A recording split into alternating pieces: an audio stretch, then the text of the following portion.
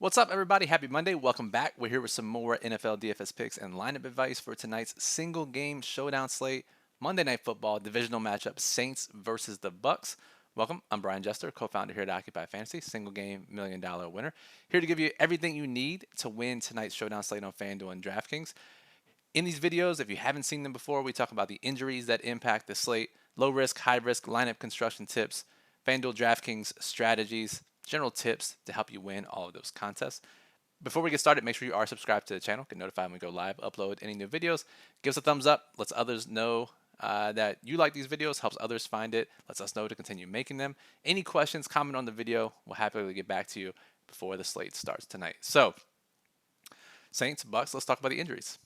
First of all, I guess before we do that, it is a short total game or a short spread game. Tampa just favored by 3 points here. The total's low at 41 or so. So betting markets expecting a lower, tight scoring game. So let's keep that in mind as we're building our lineups tonight. First one, Leonard Fournette is expected to be back tonight. For those of you who have been following, had the hip injury, left early during that Germany game a couple of weeks ago. We got the Rashad White full workload game last time out. Looked great doing it. And Fournette's going to be back, though. And we're not entirely sure how this workload is going to be split. If anyone does tell you, they're probably guessing. Reading between the lines, this is what we can tell you what we know. So before that Germany game, I know head coach Todd Bowles said that we wanted to evaluate everyone, maybe get some of the younger guys more playing time. And that included the running back position. Remember, they drafted Rashad White this year. And in that Germany game, this was against Seattle back in week 10, Rashad White was getting more early down touches, more first half touches than he had seen the first 9 weeks of the season. So it was already looking like he was starting to take over that running back role. Fournette gets hurt in that game. Rashad White comes out the following week and handles 14 carries, 9 targets, just an insane fantasy role.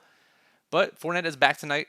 So is Rashad White going to continue to be the lead back? Probably. Is he going to have the lion's share of the workload? That's the question mark. Fournette, not off the injury report, officially questionable, did practice all week, is expected to play, but it's not like he got in a ton of full practices. So I think the most likely outcome is some sort of 60-40 share for Rashad White here. But again, we don't know. Fournette could take over. It could be a hot hand approach. White could dominate opportunities. We really don't know here.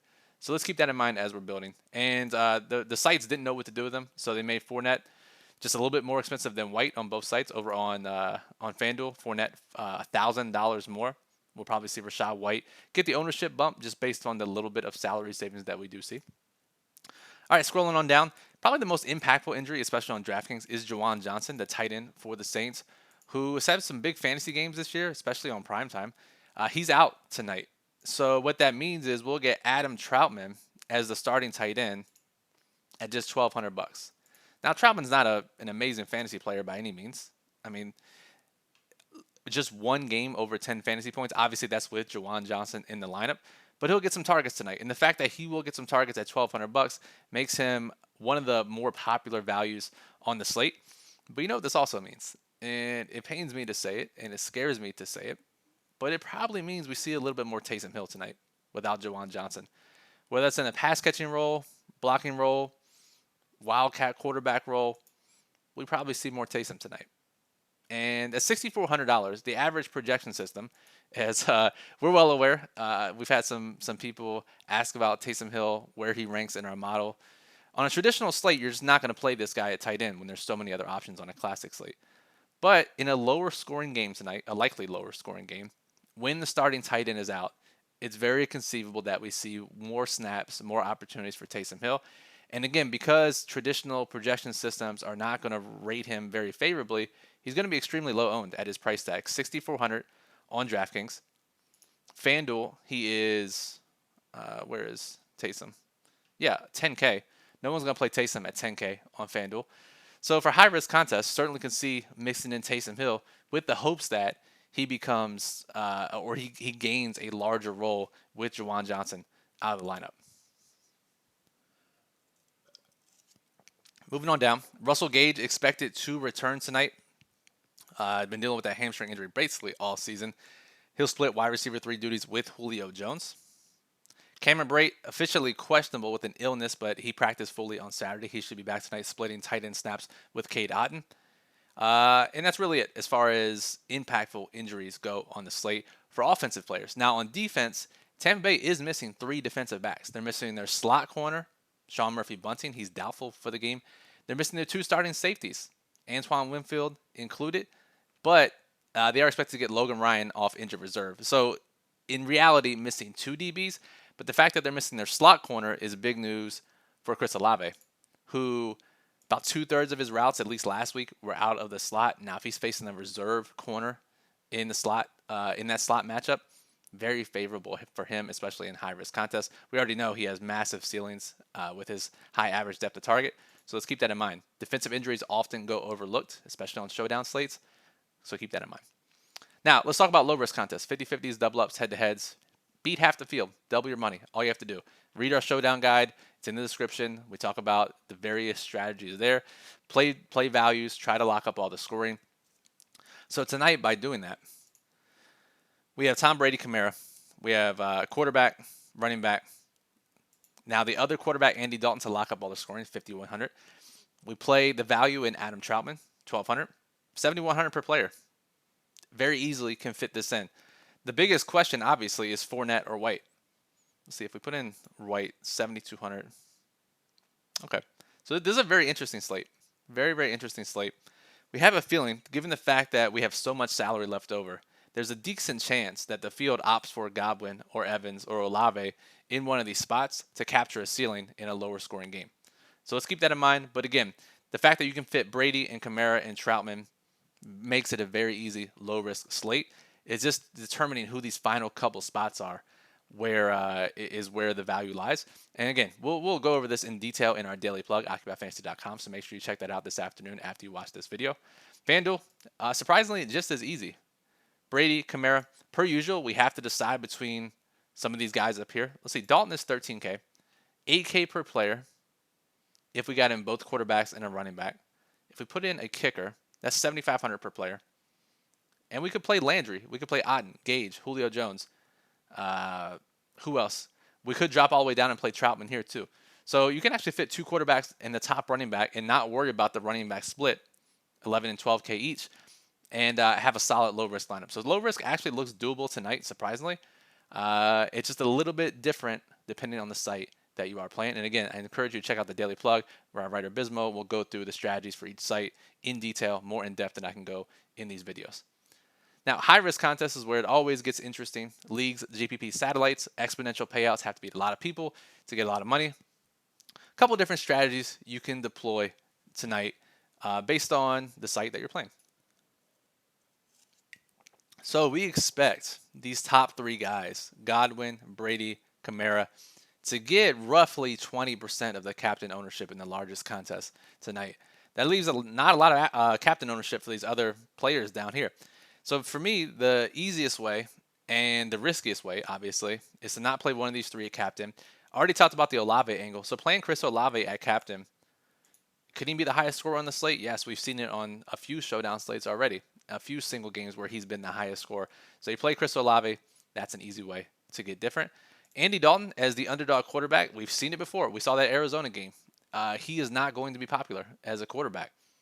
But with Tampa missing 3 DBs and 1 coming back from injury, that's a depleted secondary. So we can play Andy Dalton, whether in flex or at captain. So the Saints passing game is a great way to get different tonight. Just hope that the touchdown variance goes the passing way as opposed to the rushing game with Kamara or Taysom Hill, which is another angle. We talked about playing low-owned guys here. Taysom Hill, very, very possible he has an expanded role tonight.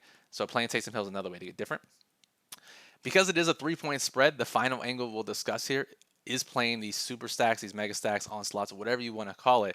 Because it is just a 3-point spread, expect most of the builds tonight to be somewhat balanced. 3 3s, 4 2s over on FanDuel, 3 players from one team, 2 from the other. And that's very reasonable. When you have studs from Tampa, you have Kamara, and then you have the value in Troutman. You have both kickers, both defenses as possible. The field's going to build very balanced. So if you build 5 1 stacks, maybe some 4 2 stacks, depending on the players you're choosing, 5 Bucks, 1 Saint. 5 Saints, 1 Buck. Hell, we've seen the Saints completely stifle the Bucs in prime time before. And if the Bucs score 10 points, which is given the way they've played this year, not out of the question, and we get 5 Saints in the optimal lineup, really no one is going to have that. So playing for a blowout one way or the other is an excellent way to get an edge on the field because they don't play these blowout lineups as often as they should, as often as blowouts actually happen. And the same goes over on FanDuel as well. You play 4 guys from one team, 1 from the other.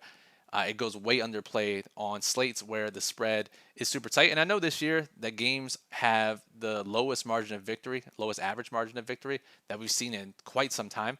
So still, that doesn't change for an individual game. If this game, if the Bucs win by 10 plus points, the Saints win by 10 plus points, and we build for that type of game script, not many people are going to be competing with us for the top of the GPPs or our satellites if we deploy that kind of approach. All right, so that'll do it for this video. Hopefully gave you some ideas on how to approach different contest types, gave you some players to target. Now, if you want more in-depth info, here's a couple of things you can check out. Check out our daily plug, OccupyFantasy.com, where our writer Bismo gives personal rankings for low-risk contests, small field contests, large field contests, lineup construction tips for both sites for those various contest types, overall slate notes and stats, contests that you should target on both sites, basically just a roadmap to the entire slate, way more in depth than I can go in these 10 to 15 minute videos in the morning. Check out our Occupy model. If you're trying to decide between some players, our model ranks every player, FanDuel, DraftKings, Yahoo, using our proprietary metric. You can use it for its projected ownership, which is a great way to determine the amount of risk you need in your lineup. And our lineup builder is a great way to give you ideas. I use it every single slate to give me the ideas, even for small field and even for cash games, low risk lineups, where I'll use the lineup builder, build up to 300 lineups using our optimal lineup criteria, pre-built showdown rules. You can just automatically throw them in. It's an invaluable resource when you're building showdown lineups. So make sure you check that out, OccupyFantasy.com. All those links are in the description. If you made it this far, I assume it means you liked the video. So make sure you subscribe to the channel because we're putting out multiple videos per day on the channel. Sometimes the YouTube algorithm won't send it to you, won't show these types of videos in your feed, even if you like them. But the best way to see them in the future on Mondays, Thursdays, or other main slate videos throughout the week is just to subscribe to the channel. We'd appreciate it. Helps you out, helps us out. Give us that thumbs up. Lets us know to continue to make these videos. Any questions, comment on the video. I'll monitor the channel throughout the day. Curious to hear your thoughts on what you're trying to build tonight. So go ahead and throw them in the comments. Curious to see what you're doing tonight. And any questions, further in-depth answers, join our Discord server, OccupyFantasy.com/Discord. Link is in the description below. Brian Jester, Occupy Fantasy. Appreciate you listening. As always, good luck on tonight's Saints and Bucs showdown slate.